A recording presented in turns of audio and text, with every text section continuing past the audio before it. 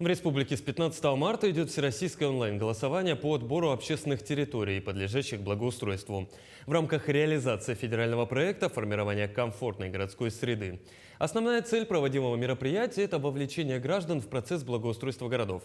В этом конкурсе подали заявку 67 объектов из 31 населенного пункта 17 муниципальных образований. Напомню, голосование заканчивается 30 апреля этого года, итоги будут подводиться до 5 мая. Итоги голосования будут опубликованы 5 мая. Мы определим победителей территорий на муниципальных образованиях, которые в последующем будут участвовать в конкурсном отборе на получение субсидий для реализации в следующем году. Голосование проходит у нас на сайте загородсреда.ру. Вы можете пройти по данному сайту и выбрать свое муниципальное образование и ту территорию, за которую вы хотите проголосовать.